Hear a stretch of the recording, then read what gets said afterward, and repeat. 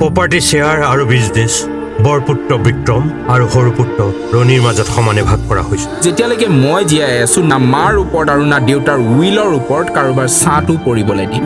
মই এতিয়া কি কৰিলে ভাল হ'ব বৰ্তা? এইখন ল তোৰ ককাৰৰ চিকাৰী দা। যেতিয়া নিজৰ শৰীৰটো বিষ হৈ যায় তেতিয়া সেই অংগখিনি কাটি পেলাব লাগে, নহ'লে গোটেই শৰীৰটোৱে মৰি যায়।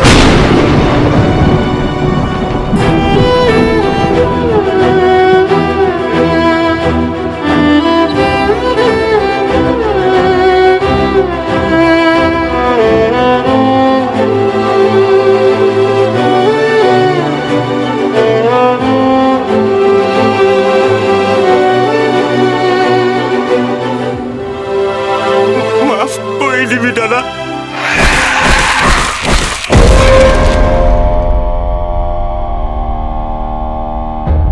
কি কৰি দিলি তই?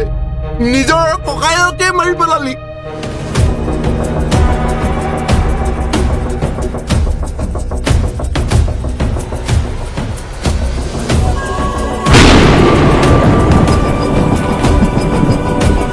ছাৰ, এতিয়া এৰেষ্ট কৰক ইয়াক। সম্পত্তি লোভত অন্ধ হৈ আমাৰ চকুৰ সন্মুখত সি নিজৰ ককায়েকক মাৰ্ডাৰ কৰি ডেড বডিটো ক'ত লুকুৱাই দিলে আমি নাজানো। বিক্ৰমৰ ফোনটো কালি ৰাতিৰ পৰা চুইচ অফ। গাড়ীখনো ইয়াতে আছে। ক'ত লুকাই থৈছ তাক? বিক্ৰম ক'ত আছে? সোনকালে ক। মই নাই মৰা দাদাক। মই নাজানো সি ক'ত আছে। মোৰ ভয় লাগি আহিছিল জীৱনত চব হেৰুৱাই দিম বুলি। বিক্ৰম থকালৈকে তুমি একো ভয় কৰাৰ দৰকাৰেই নাছিল ৰণী।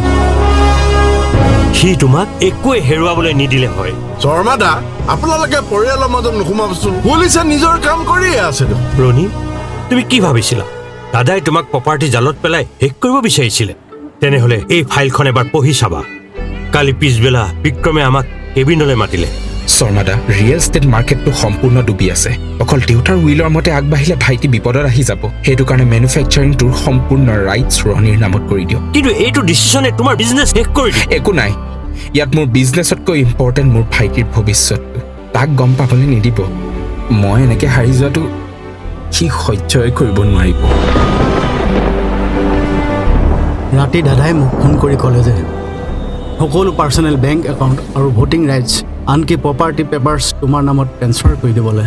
এইখিনি তাৰেই ফাইল। দাদা ক'ত আছে? তই তাক আৰু দেখা নাপাওঁ। সি তোৰ পৰা বহুত আঁতৰলৈ গুচি গ'ল।